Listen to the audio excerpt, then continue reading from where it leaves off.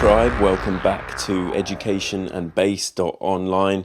This is Occult, and right now I have a short tutorial for you on creating your own drum rack. By the end of this tutorial, you should be able to create your own drum rack. Use macros to create shortcuts to vital parameters in your drum rack and utilize your drum rack in a track of your own. Creating a drum rack in Ableton is as simple as dragging the samples of your choice into the empty pads of your choice. Each pad corresponds to a musical note. So for this drum rack that I use in my current live set, I have kick drums in this left corner, in this bottom left corner. I have some percussion above that. I have the hi-hats in this top right corner. And I have the snares and claps in the bottom right corner. So each instance of a drum when you create a drum rack is actually a simpler plugin. So we have the option to fade in the sample in and out.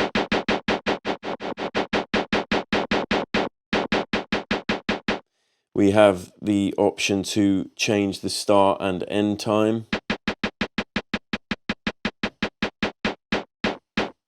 We can transpose the sample. We can filter the sample.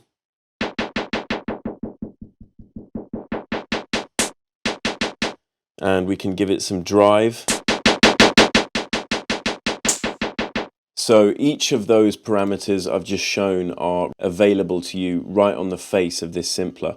You've got the filter section down here, fade in, fade out, transpose, volume, and the start and end times. I would say those are some of the vital elements to the drum rack that can help you craft your drums without creating a bunch of audio tracks and individual EQs and so on. So being able to edit these drums is perfect when I'm playing live because I can transpose the pitch on the sounds.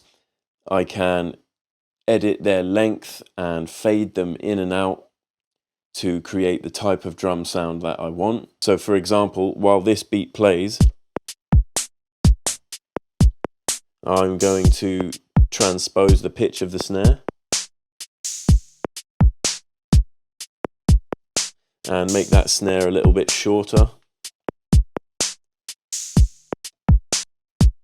and fade it out.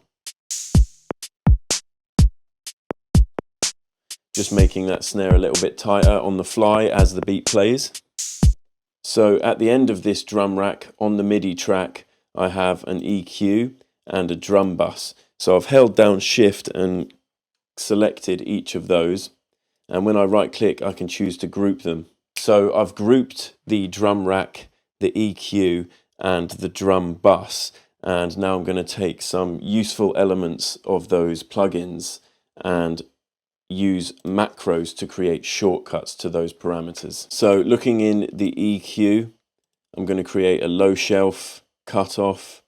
And if we right click the frequency, we'll map it to macro 1. I'm going to make a cutoff at the high end as well and map this frequency to macro 2, and I'm going to take the dry and wet of the drum bus and map it to macro 3. So over here at the macro section we have those parameters mapped to macro knobs. Now this is useful not only for controllers like this one but for automation. While this beat plays you can hear what I'm using these macros to do live.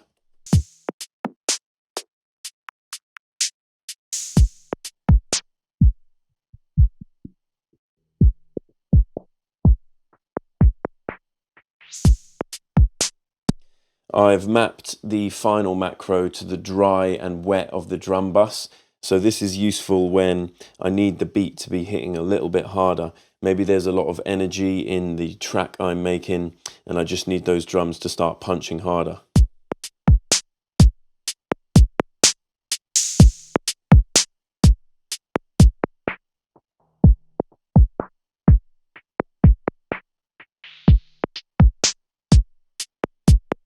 So there is an example of a drum rack that I would use in a live set. From this tutorial, hopefully you've learned to create a drum rack, use macros to access parameters quickly, and utilize a drum rack in your tracks. If you want to learn more about creating your own live set and about my live set, you can check out the full-length course I've done on using Ableton Live to play live in our premium section of the website. Enjoy. Peace.